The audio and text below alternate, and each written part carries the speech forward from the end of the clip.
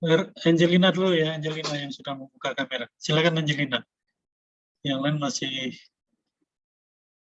apa? Angelina, halo? Bisa mendengar suara saya? Bisa, Pak. Oke, silakan perkenalkan diri ya. Baik.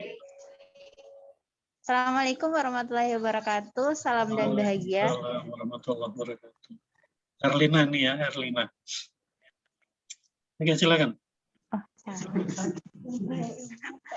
Perkenalkan nama saya Ayuhan Itu Nasri maskernya Faiz. bisa dilepas. Nah, kan nggak banyak orang. Iya. Kalau nggak banyak orang nggak pakai masker nggak apa-apa. Cuma nanti aja kalau di sana pakai masker ya. Oke, silakan. Prodinya apa, Erlina? Prodi Manajemen Pak dari Padepokan 41. Oke, 41 ya, manajemen. Oke, terima kasih. Angkatan tahun berapa, Erlina? Angkatan tahun berapa? 2000. Ditutup kameranya. Erlina. Ya udah, kita lanjutkan Angelina. Angelina, bisa mendengar suara saya? Bisa, Pak. Oke, silakan Angelina. Selamat pagi, salam dan bahagia. Oke, selamat pagi. Perkenalkan, nama saya Angelina Elita dari Prodi Akuntansi, angkatan tahun 2019, Padepokan 43. 3 ya, oke. Ya, terima kasih. Irwan, silakan Irwan. Oke, terima kasih Pak. Selamat pagi. Ya. Perkenalkan, nama saya Irwan, Prodi Manajemen Padepokan 41. Terima kasih Pak. Oke, 41. Oke, terus Nirma, silakan Nirma. Perkenalkan, nama saya Nirma, Prodi Manajemen dari Padepokan 43. Oke, terima kasih Nirma. Kemudian Maria, udah siap belum Maria? Maria Wilhelmina. Halo Maria. Kayaknya belum siap ya. Yuni dulu deh, Yuni udah siap nih. Yuni, silakan Yuni. Perkenalkan, nama saya Yuni Wajin dari program Prodi Akuntansi tahun 2019 Padepokan 43. 3 ya, oke. Oke, terusnya Lia Handayani. Silakan Lia. Nama saya Lia Handayani, Prodi Akuntansi angkatan 2019 Padepokan 43. Oke, terima kasih Lia. Kita lanjutkan Novitaria. Silakan Novitaria Novi. Baik, perkenalkan nama saya Novitaria Debrollaleng, Prodi Fotonya dibuka, Akuntansi. kameranya dibuka Novi. Maaf jaringan saya kurang baik Pak. Kurang baik ya, ya udah. Oke, silakan. Angkatan 2019 Padepokan 43. Oke, terus Trifoni, silakan Trifoni. Selamat pagi Pak, salam dan bahagia. Perkenalkan, nama saya Trifoni Olivia Nurhayati, Prodi Teknik Sipil angkatan 2019 Padepokan 41. Terima kasih, salam. Ini dari Teknik Sipil ya. Satu orang ya dari Teknik Sipil ya. Hanya belum join. Oh iya. Oke. Trifoni udah. Rizky, silakan Rizky. Rizky Siska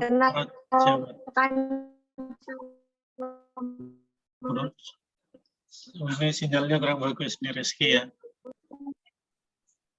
Nama saya Rita Prajawati Pak. Iya Pak.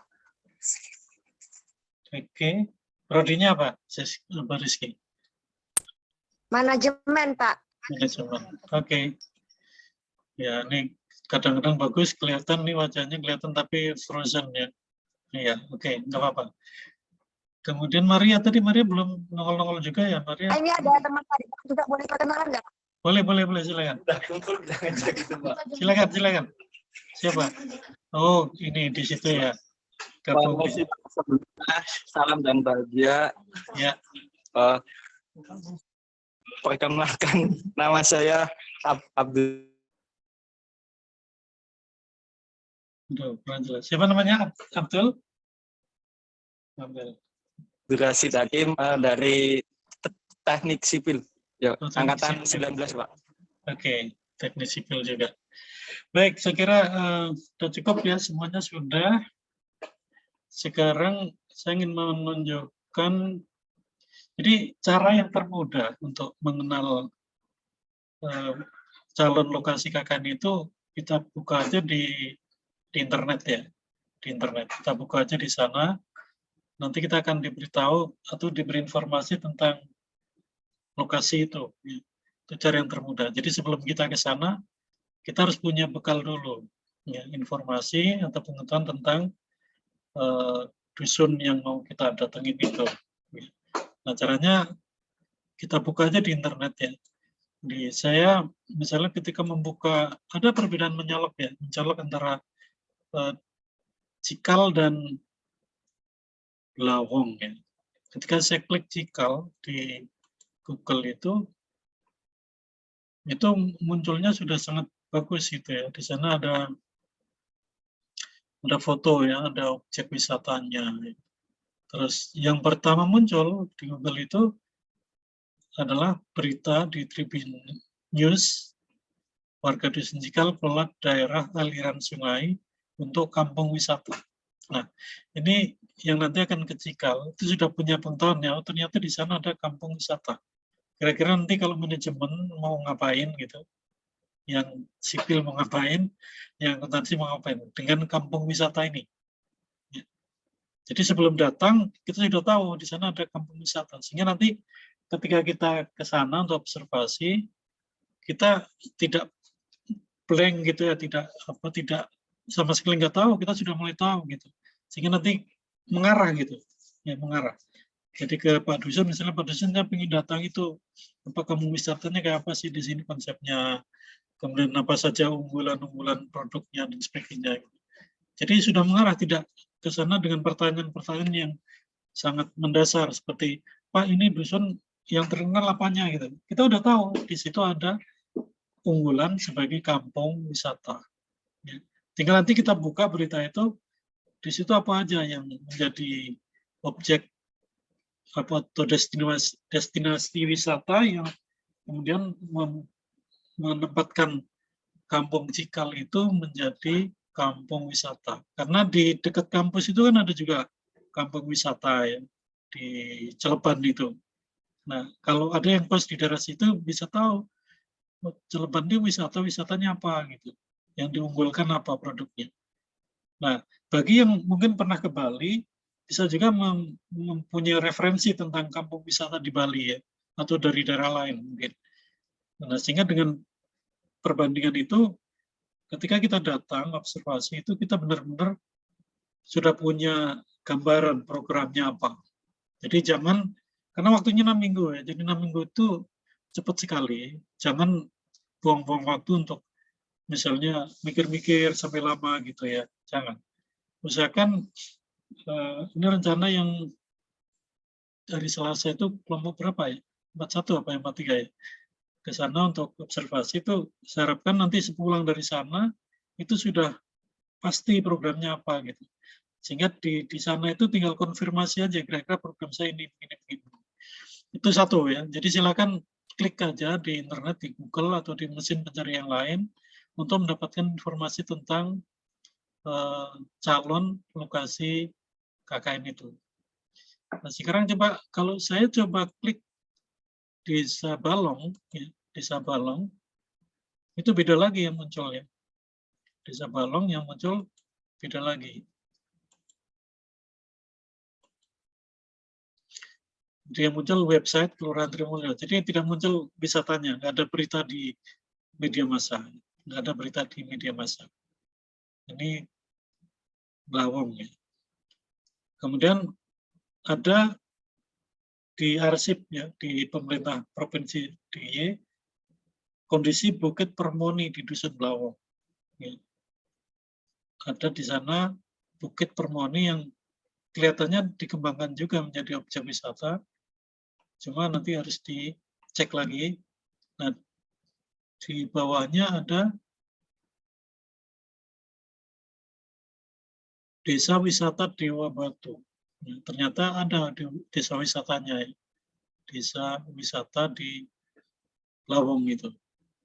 Jadi Belawong 1 Trimulyo Jedes Bantul. Ya. Jadi ada susur sungai atau tubing dan sebagainya. Nah, itu menjadi bagian dari pengetahuan kita. Nah, kalau nanti akan terjun ke pendidikan, di sana ada SD Muhammadiyah Belawong 1. Ya. Ada SD Muhammadiyah Belawong 1. Jadi dari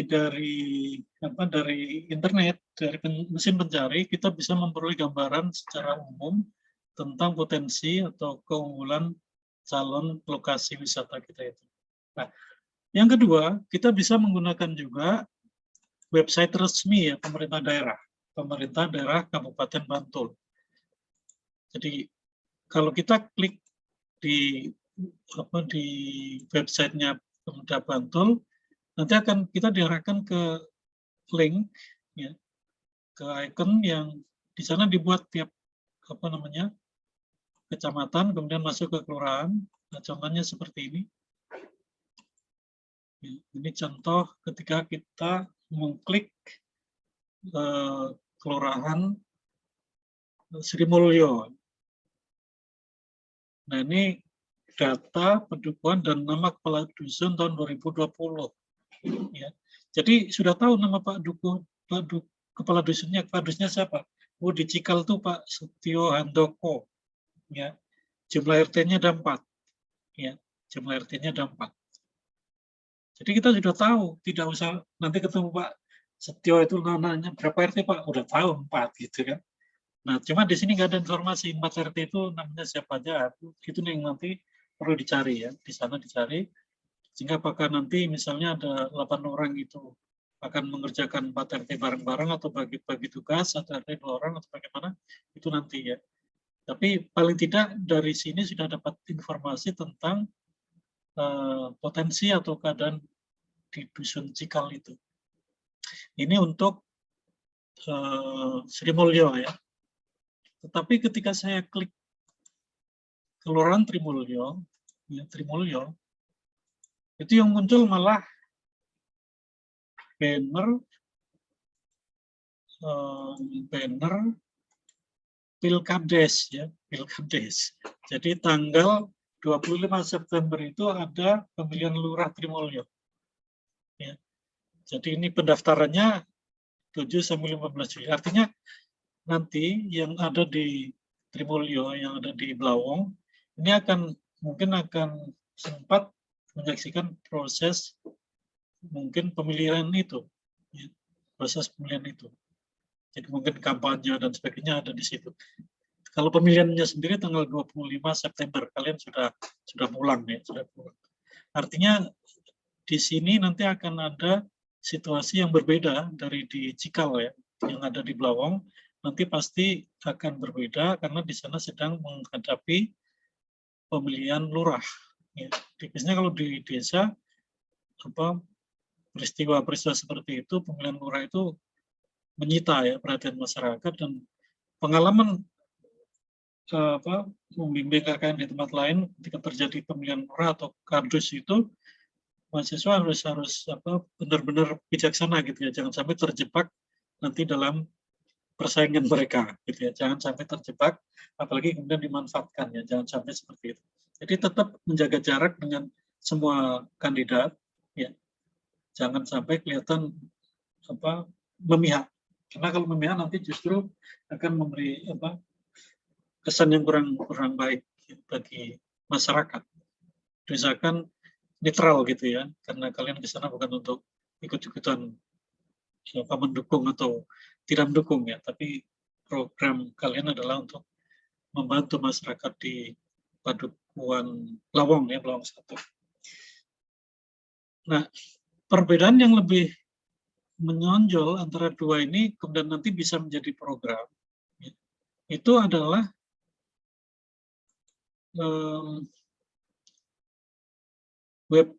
masing-masing kelurahan, dukuh itu, kelurahan ya, webnya kan biasanya di kelurahan.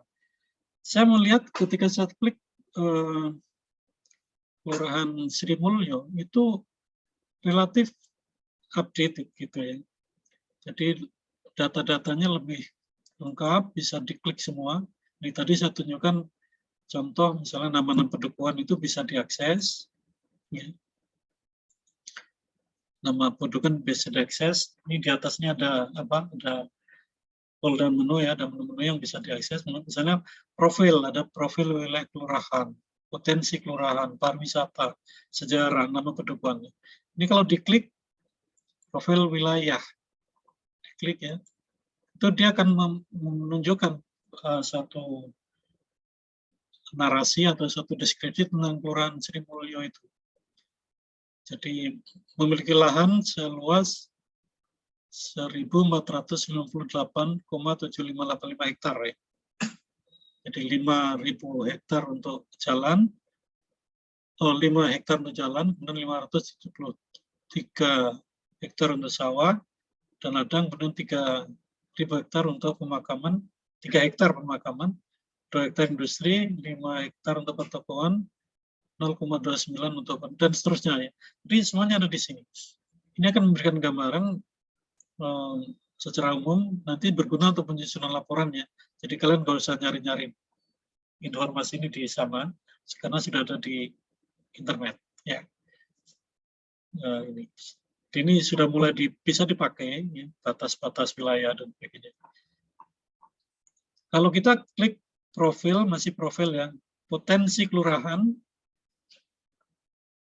profil, ini ada petanya ya, ada peta. Nah, kalau klik potensi kelurahan, nanti yang muncul ada jumlah penduduk, tapi ini belum ada isinya nih, masih kosong nih. Ini kalau seperti ini, ya, kalau seperti ini nanti menjadi program bisa. Ada yang Pak saya mau mengupdate ini data, silakan. Nanti tinggal ditindaklanjuti siapa yang pemegang akses atau admin dari apa nih web ini, ya. Siapa yang punya akses untuk bisa mengupdate, dibantu aja di situ. Nah, memang ada ketentuan untuk update data di web ini tidak boleh oleh pejabat atau pegawai kelurahan, harus orang luar. Kenapa? Karena kalau yang isi pejabat atau pegawai kelurahan dikhawatirkan akan terjadi atau dilakukan manipulasi ya. Dan itu nanti akan ada undang-undang yang mengatur tentang itu ya, informasi dan transaksi elektronik. Kalau laporan yang disampaikan ke sini itu tidak benar, maka akan menjadi masalah. Dan kalau masalahnya serius bisa masuk ke ranah hukum. Maka ada peraturan yang mengatur bahwa pengisian ini nanti oleh pihak lain, yaitu yang netral. Nah, seperti mahasiswa KKN, saya kira bisa, nanti asal pendekatannya bisa dilakukan dengan baik. Ini saya kira di kelurahan ya, tapi nanti bisa melalui Pak Kadus, ya Pak Kadus. So, nanti kalau ada yang ingin Pak saya program itu, silakan melengkapi data dan mengupdate data. Karena ini saya lihat masih kosong nih, ya. Jadi yang isi hanya mata pencarian, ini pun mungkin kalau sekarang juga belum update ya. Jadi jumlahnya kalau ditotal dengan jumlah penduduk saya kira belum nyambung. Ini perlu diupdate. Pemerintahan ya, visi dan misi ini penting ya, visi dan misi. Jadi visi menghijaukan gunung, ini nanti menjadi program. Ya, visinya sudah hijau belum gunungnya, nanti dilihat. Menata pemukiman dan potensi sungai. Ya. Kawasan terpadu. Kemitraan global. Wah, ini bagus ini kemitraan global.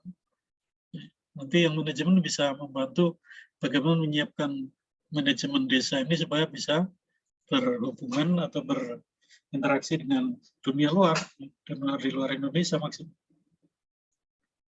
Kemudian potensi sumber daya mencapai kesejahteraan masyarakat. Ketakwaan dan kerukunan hidup beragama. Ini juga menarik. Jadi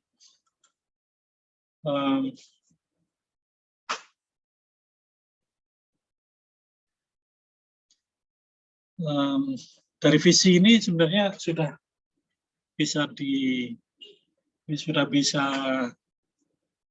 diidentifikasi kira-kira program apa yang mau diambil. Kemudian visinya ini ya, terciptanya masyarakat Sri Mulyo sejahtera berbasis budaya Nusantara. Ya. Kemudian misinya tadi ya 1, 2, 3, 4, 5, 6, 7, 8, 9, ada 9. Silakan nanti ini dicermati, kemudian didiskusikan kira-kira akan menjadi program atau tidak. Jadi untuk Desa Sri Mulyo, kemarin saya sudah buka-buka juga, relatif lebih bagus ya, pengelolaannya lebih bagus, karena saya lihat di tingkat kelurahan itu hampir semua pejabat kelurahan Sri Mulyo ini lulusannya satu. Artinya begini, mereka kalau sudah lulus satu kan pernah KKN gitu ya. Jadi kalian mungkin malah harus banyak belajar dari mereka. Apalagi kalau nanti ada kesempatan bertemu dengan Pak Lurah misalnya.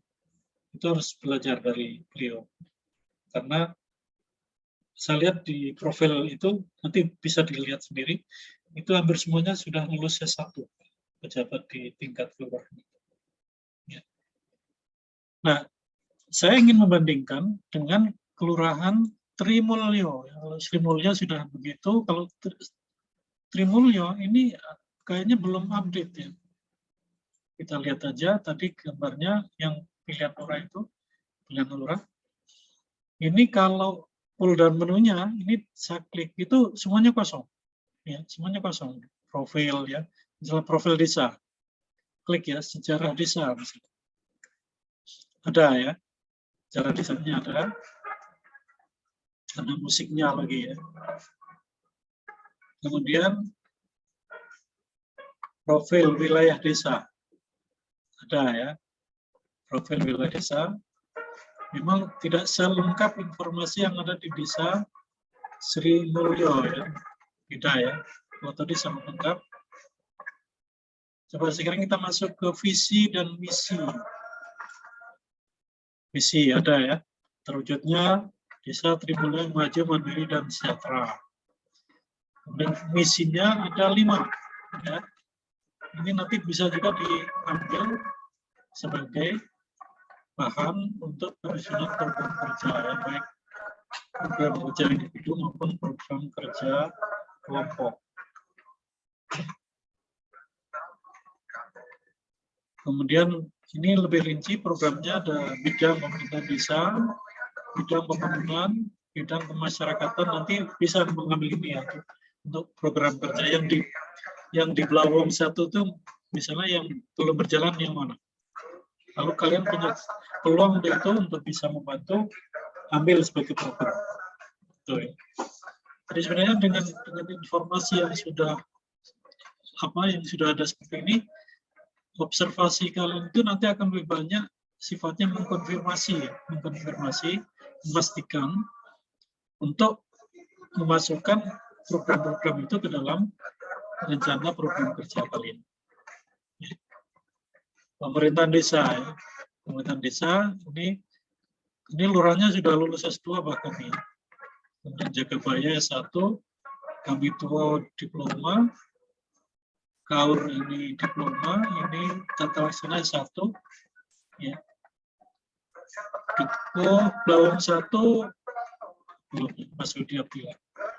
Oh iya, 2 desa ini secara kalau kita lihat dari sisi pemeluk agama ini mayoritas beragama Islam. Mayoritas beragama Islam, di atas 90%. Itu data yang sudah saya lihat. Kemudian lembaga masyarakat di sana Karang Taruna ya, ada Karang Taruna. Biasanya kalian kerja seperti Karang Taruna kalau ada program yang bisa diambil. Dan pengurusnya di sini ada Karang Taruna. Jadi pengurus harian yang dari Gelombang 1 itu bendara umum ya, Zelanggra ini dari Gelombang 1.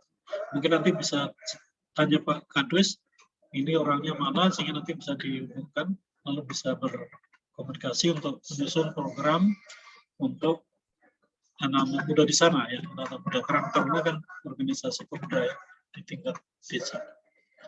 Data desa ini lengkap ya, data nomor, kalau diklik data pendidikan misalnya. Tadi sudah ada. Ini nanti bisa dicek ini update atau enggak. Tamat SD, dia tidak sekolah, SD. Ini yang tamat S1 segala macam di mana belum ada. Jadi ini perlu dicek lagi ya, perlu dicek lagi. Oke,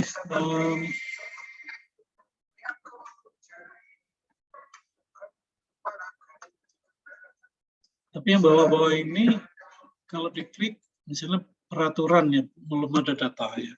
Jadi yang bawah ini kalau diklik ada catatannya sama ya. Ini yang pemilihan produk desa, kalau kita klik belum ada data ya. Akhirnya desa, pemilihan lurah ya. Dimulai bulan Mei, berarti sekarang ini sudah mulai berproses ya. Akhirnya desa, peraturan desa, misalnya peraturan kelurahan belum ada data. Laporan desa belum ada ya. Panduan layanan desa, ini yang tadi saya maksudkan masih lebih lengkap Trimulyo ya daripada lebih lengkap Sri Mulyo daripada Trimulyo. Namun demikian saya kira nanti dua-duanya perlu dicek lagi kalau ada yang berminat. Ya, ini mungkin bisa menjadi program kelompok ya untuk mengupdate informasi yang disediakan di web kelurahan ya, di web kelurahan. Karena itu sangat penting ya.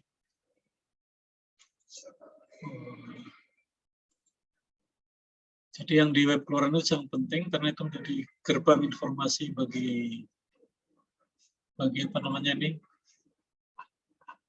bagi masyarakat di luar desa itu atau masyarakat di dalam desa itu sendiri untuk apa namanya, melakukan kegiatan-kegiatan terutama yang terkait dengan masyarakat di desa baik Sri Mulyo maupun Trimulyo. Oke. Kemudian ada satu web lagi yang kemarin saya coba cari yang terkait dengan manajemen akuntansi dan yang lain-lain juga ya. Ada satu web yang harus kalian buka yaitu namanya Abdesa ya, Abdesa. Coba saya tampilkan. Itu sangat membantu. Web ini sangat membantu karena di sana terdapat berbagai macam ketentuan perundangan yang berlaku di desa. Misalnya ini yang nampak di layar, ya, itu di situ ada undang-undang tentang desa, tentang pemerintah desa. Ya. Jadi undang-undang tentang desa itu undang-undang nomor 6 tahun 2014. Jadi sebagai mahasiswa ya harus ngerti bagaimana undang-undang yang mengatur desa itu seperti apa. Karena kalau nggak ngerti nanti ya gimana, jadi lucu lah. Maksud membantu masyarakat desa tetapi tidak ngerti undang-undang. Undang-undang itu kan diatur nanti tentang hak dan kewajiban serta kewenangan desa. Itu seperti apa. Ini menarik nanti ya, terutama untuk itu semuanya lah. Bagaimana misalnya setelah desa ini mendapatkan dana desa yang jumlahnya cukup besar ya, sangat besar banget. Ya, 1 miliar kurang lebih. 1 miliar. Nah, bagaimana ini dikelola? Itu nanti menarik ya untuk misalnya masalah manajemen ya. Ya, pertama pelajari dulu undang-undang ini. Bagaimana pengelola dana desa itu. Ada nanti peraturan, semuanya ini berkait ya. Semuanya berkait. Termasuk di sini ada BUMDes, bahasan Badan Usaha Milik Desa. bagaimana badan usaha milik desa ini diatur ya. Kemudian untuk yang tertarik dengan sistem keuangan, ada aplikasi sistem keuangan desa. Ya, sistem keuangan desa. Jadi seluruh aktivitas keuangan itu nanti melalui aplikasi ini. Syukur-syukur yang dari akuntansi sudah pernah mempelajari ini ya. Kalau sudah mempelajari nanti kan tinggal melihat bagaimana prakteknya di lapangan, kemudian bisa memprogramkan apakah pendampingan atau update data dan sebagainya, silakan. Tapi sebelum itu mesti pelajari dulu ya ini peraturannya, ya, peraturan tentang aplikasi ini, bagaimana cara menggunakannya dan sebagainya. Kemudian website desa tadi sudah saya bukakan. Kemudian inovasi desa ini juga penting untuk dibaca ya. Nanti di-download aja semua ini. Jadi pertama buka aja web UpDesa ya, updesa.com. Di situ nanti pull down menunya sangat lengkap. Di ada panduan ya. Kemudian pemerintah, kalau kita klik pemerintah, di sana ada apa? Ada berita-berita atau informasi-informasi tentang kegiatan di desa, seperti misalnya ini jumlah maksimal calon kades dalam pilkades, ya. syarat calon kades terbaru, ya. Jadi seperti yang di Trimulya ada pilkades atau pilihan lurah, nanti bisa dipelajari ini, ya kalau berminat, gitu. Berminat dalam bidang itu. Dan seterusnya. Kemudian website. Ya. Jadi ini ada digitalisasi desa, syarat pembuatan website desa, kegunaan dan seterusnya. Pelatihan website desa. Ini kalau ada yang misalnya Pak Kadus misalnya, kayaknya warga sini belum tahu nih website desa ini gimana gitu. Ya boleh diprogramkan pelatihan penggunaan website desa. Ya. Sehingga nanti masyarakat di dusun itu bisa memanfaatkan website desa itu untuk kepentingan ekonomi mereka atau sosial mereka atau budaya mereka. Dan ini yang khusus terkait dengan dana desa. Ya. Jadi ada beberapa informasi syarat penyaluran dana desa, mekanisme ini penting ya untuk yang manajemen atau akuntansi. Yang lain juga sih sebenarnya teknik sipil juga, karena misalnya teknik sipil akan ikut membantu pembangunan suatu fasilitas umum misalnya. Ya harus ngerti mekanisme penyaluran dana desa, ya. Syarat-syaratnya harus ngerti juga. Ya. Kemudian ini yang KUDES, sistem keuangan desa, ini lengkap. Ya. Kemajuan APB desa dan seterusnya di sana ada. Kemudian yang terkait dengan badan usaha milik desa, ada informasi juga di sini. Kemudian ada download. Ini peraturan-peraturan yang bisa di-download dari web ini. Peraturan Menteri Keuangan nomor 162 tahun 2021 ya, tentang transfer ke daerah dan dana desa. Ini diatur di dalam peraturan Menteri Keuangan itu tentang dana desa, transfernya bagaimana dan seterusnya. Kemudian untuk BUMDes itu ada Permenhub HAM 40 tahun 2021.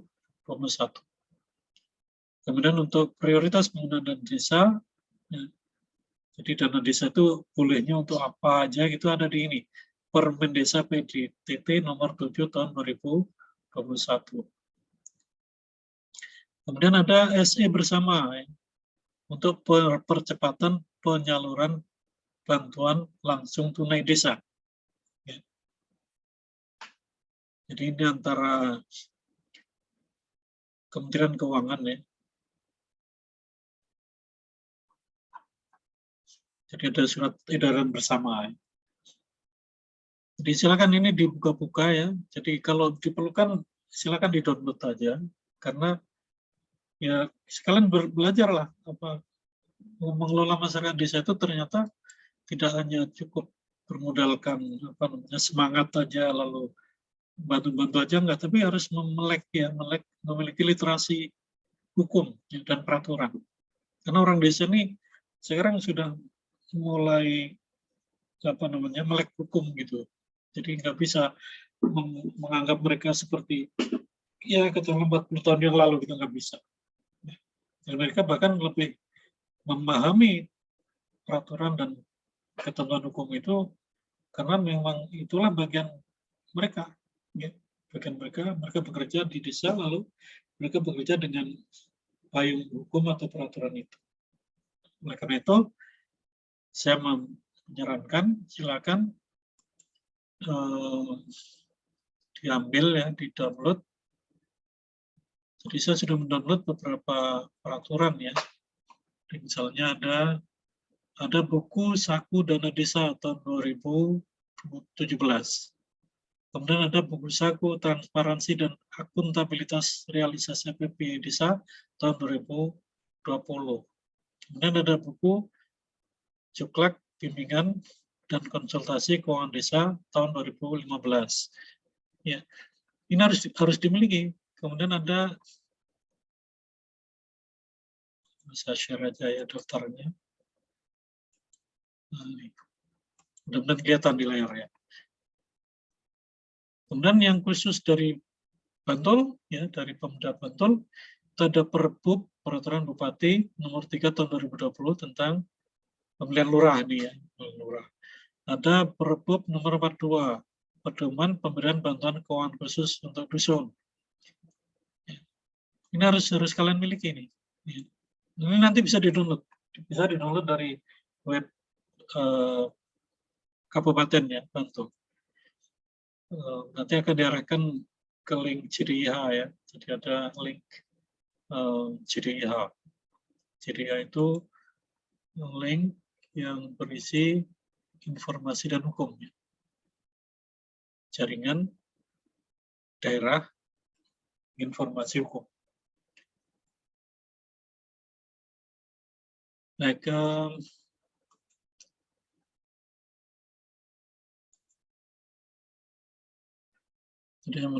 ada nih pedoman penyusunan APB Desa, ya, anggaran pendapatan dan belanja desa. Ini ada Perbup nomor 129 tahun 2020.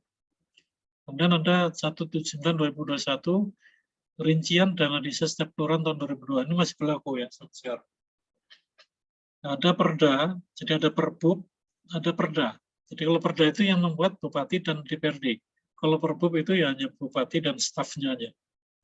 Nah, Perda ini misalnya ada 179/2021 tentang rincian dana, Perda nomor 3 2016 tentang BUMDes tadi ya, Badan Usaha Milik Desa.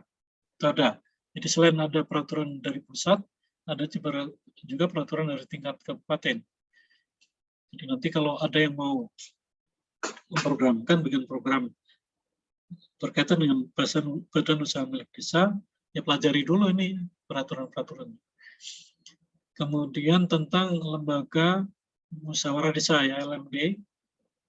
Kemudian tentang kewenangan desa, ini Permen nomor 44 tahun 2016, Permendagri nomor 47 tahun 2016 tentang administrasi pemerintahan desa, ini perlu juga. Kemudian tentang BPD, ya, Badan Permusyawaratan Desa, Badan Perwakilan Desa, itu ada Permendagri nomor 110. Kemudian prioritas pengenalan desa, tadi ya, kita ada Permen Desa PDTT nomor 7 tahun 2021. Oke, ini undang-undang tentang desa juga harus di-download ya. Undang-undang nomor 6 tahun 2014. Ya. Ada juga peraturan pemerintah 8 tahun 2016 tentang dana desa yang berasal dari APBN. Ya. Nah, ini dokumen-dokumen ini harus kalian miliki. Ya, jadi setelah ini nanti silakan cari, kemudian di-download, disimpan, dibaca, dipelajari. Itu akan membantu kalian dalam menyusun program kerja. Baik, saya kira saya sudah menyampaikan banyak hal ya. Silakan sekarang kalau ada yang ingin menyampaikan pendapat atau mungkin bertanya, silakan. Supaya tidak satu arah.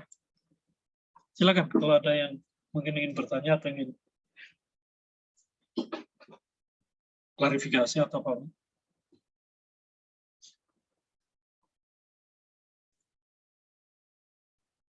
Halo, kok diam semua?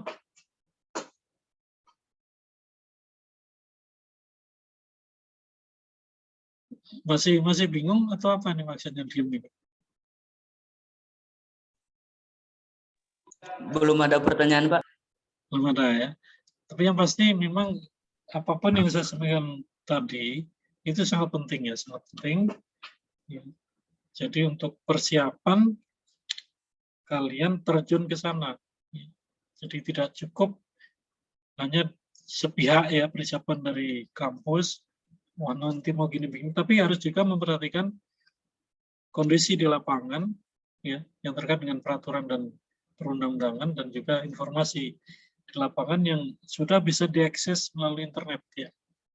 Nah sebenarnya setelah pertemuan Zoom meeting ini kalian sudah bisa menyusun sih program itu ya. Mengambil apa dan berapa itu asal nanti sesuai dengan ketentuan dari dari LP2M. Jadi untuk program kerjanya itu untuk program individu dan program kelompok ya, program individu dan program kelompok. Program individu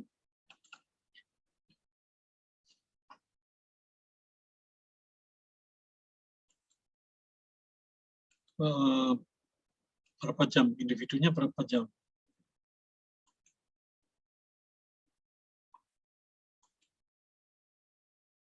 Di mana ya?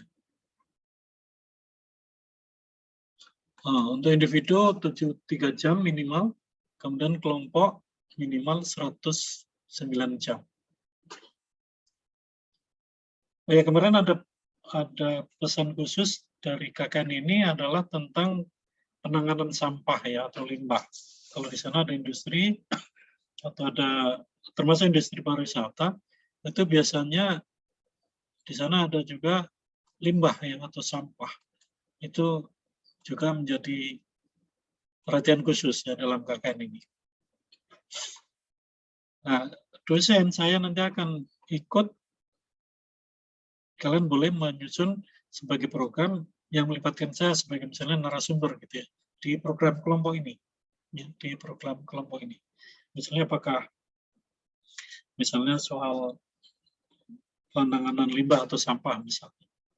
Kebetulan saya ini sedang mencoba untuk mengolah sampah untuk menjadi kompos.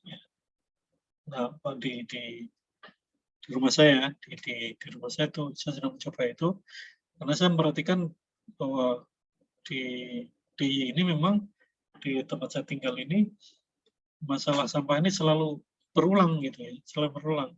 Jadi kadang-kadang ada 2-3 hari tidak diambil karena di tempat pembuangan akhirnya di daerah Piungan sana sudah penuh misalnya itu.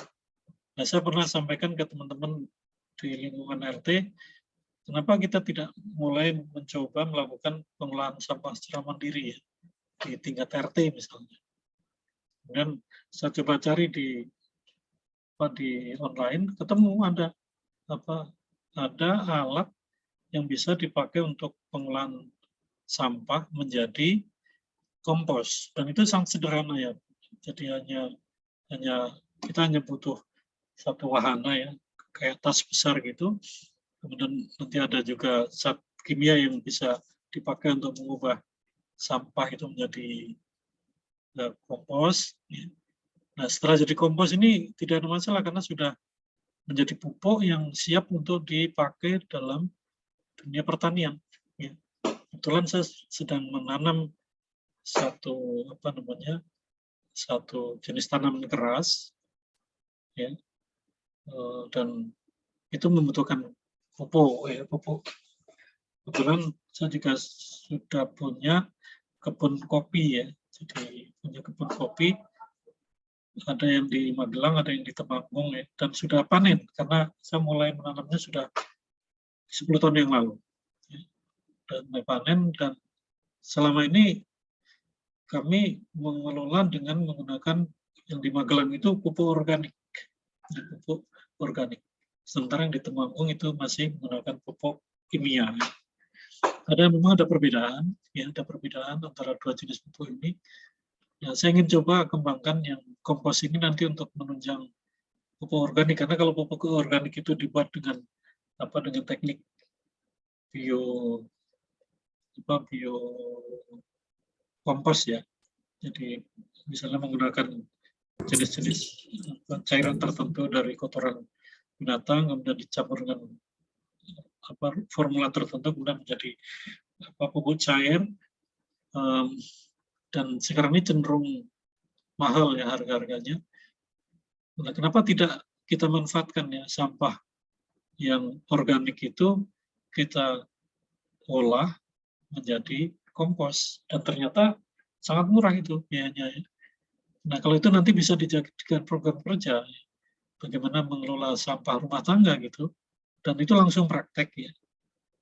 Itu saya kira meskipun di desa kelihatannya beda ya persoalan sampah dengan di perkotaan atau di suburban gitu, karena mereka biasanya punya tanah kosong yang bisa dipakai untuk membuang sampah, tapi cara itu kan tidak sehat gitu ya, tidak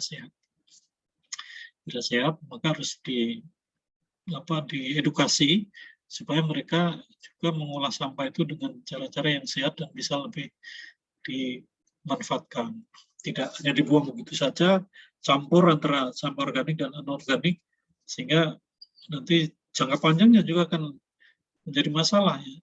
Karena kalau misalnya benda-benda yang anorganik itu tetap dibuang atau tertanam di tanah itu, ini jangka panjangnya juga akan mempengaruhi produktivitas tanah itu sendiri.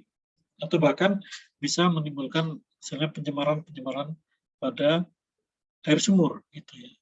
Jadi kalau ada benda-benda yang dalam jangka panjang itu menimbulkan racun gitu, seperti benda-benda yang korosif, itu di jangka panjang bisa menghasilkan racun, bahkan termasuk racun cyanida. Nah, itu harus dihindarkan. Caranya adalah dengan mengelola sampah itu secara proporsional ya. Minimal di tingkat rumah tangga ada pemahaman di tiap-tiap rumah tangga itu bahwa sampah organik dan anorganik itu harus dipisahkan. Ya. Nah, syukur-syukur nanti ada tindak lanjutnya ya. Jadi ada yang mengelola sampah anorganik, jadi seperti kertas, plastik dan sebagainya. Kemudian yang organik, yang sisa-sisa makanan dan sebagainya dijadikan kompos tadi. Ya. Dan silakan nanti bisa cari di internet pengelolaan sampah anorganik di Bantul, itu sudah ada ya. Nah, kalau misalnya nanti masyarakat berminat untuk itu, tinggal mahasiswa menghubungkan gitu ya antara masyarakat di Pelawong dan di Cikal ini dengan pihak pengelola sampah anorganik yang sudah berproduksi ya. Saya lihat mereka sudah memproduksi berbagai macam kerajinan ya, industri yang bahan bakunya dari sampah anorganik itu. Baik, ini satu contoh ya. Jadi karena saya memang diwajibkan sebagai pembimbing harus juga ikut melakukan pengabdian masyarakat, dan itu nanti silakan kalian bicarakan dalam kelompok kira-kira programnya apa. Nah, nanti saya usahakan untuk memenuhi lah semampu saya.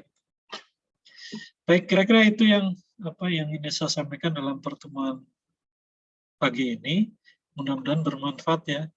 Jadi jangan lupa setelah ini segera disusun program kerja itu dengan mendalami lagi informasi yang tadi sudah saya sampaikan melalui web ya. Sehingga ketika nanti ya datang ke sana untuk observasi ini tinggal konfirmasi aja. Kira-kira program ini bisa jalan apa enggak? Ini bisa jalan apa enggak? Kemudian perkiraan waktunya 5 minggu ya, karena 1 minggu terakhir itu untuk penyusunan laporan. Jadi minggu ke-5 itu sudah selesai semua program itu. Tetapi kalau misalnya ada program yang sifatnya jangka panjang, selesainya sampai tahunan gitu, minimal pada tahap tertentu, tahap pertama misalnya itu sudah selesai. Sehingga nanti masyarakat tinggal melanjutkan ke tahap berikutnya. Saya beri contoh ya, waktu saya KKN dulu, waktu itu masyarakat minta supaya masyarakat KKN mendirikan TK. Ya, karena di kelurahan itu, waktu itu KKN-nya di tingkat kelurahan, bukan dusun. Ya. Di kelurahan itu ada beberapa dusun yang belum memiliki TK. Nah, kalau mereka harus sekolah ketika yang sudah ada terlalu jauh. Nah, anak-anak kecil ini kan susah ya. Kalau jauh gitu, apalagi di desa gitu. Untuk mereka mengantar itu masalah gitu. Waktu itu ya. Masalah, dan akhirnya mereka minta, Mas gimana kalau bisa mendirikan TK di daerah ini. Dan mereka sudah menyiapkan tempatnya. Ada rumah warga yang memang bisa dipakai untuk sementara sebagai TK. Nah, oke, kemudian kita KKN coba melakukan pendekatan ke Pemda tingkat 2 ya, ke Bupati. Waktu itu kami ketemu Bupati menyambut baik, kemudian beliau arahkan ke Dinas Pendidikan dan Kementerian Agama ya, Kabupaten, untuk mendapatkan guru. Nah, akhirnya kita mendapat guru TK, 1 orang dari Dikbud, 1 orang dari Kementerian Agama.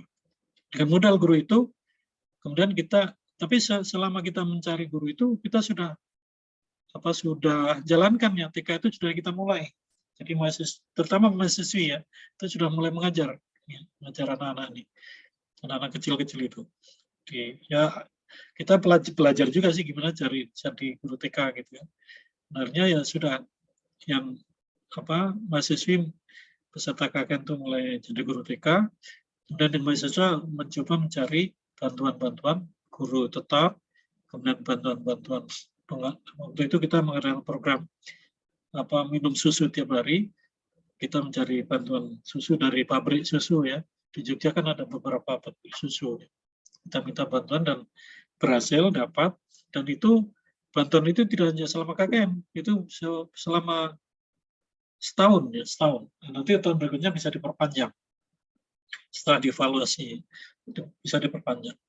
Nah, ini contoh ya, contoh program yang ketika KKN itu selesai, ini belum selesai ya. Jadi waktu kita selesai KKN, guru sudah ada, tetapi gedungnya belum ada. Nah, kemudian kita bicara dengan pihak kelurahan sanggup untuk membangun. Jadi ada rencana pembangunan TK tahun depan. Nah, artinya tahun depan itu kita sudah selesai KKN-nya. Nah, waktu itu 2 bulan ya, sudah selesai. Nah, komunikasi masih ada dengan kami ketika KKN sudah selesai. Kemudian ketika mereka membangun, kami diberitahu, kemudian kami datang, ya sudah selesai KKN tapi masih ada hubungan gitu. Nah, baik, kami datang, kemudian gedungnya jadi, kemudian gurunya sudah ada, dan waktu peresmian kami juga diundang. Jadi program itu sudah jalan, tapi belum sempurna, belum selesai. Ini ada yang seperti itu. Silakan aja nanti kalau misalnya ada usulan seperti itu, silakan dirumuskan menjadi program kerja yang istilahnya bertahap gitu ya. Tahap pertama, kedua, ketiga, dan seterusnya. Baik, saya kira itu mungkin ada pertanyaan, ada tanggapan, silakan. Tidak usah malu-malu, nggak usah bingung. Jadi kemarin yang sudah ada kesepakatan dengan saya itu kelompok berapa ya yang Padepokan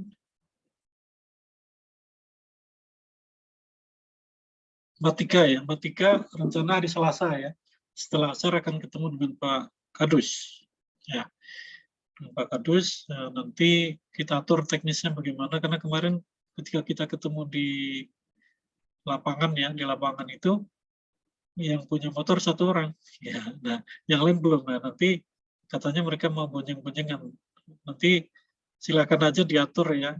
Jadi kalau udah oke, sip mau berangkatnya berapa, nanti saya diberitahu di mana ngumpulnya, kita berangkat bareng-bareng. Karena saya juga belum pernah ke sana.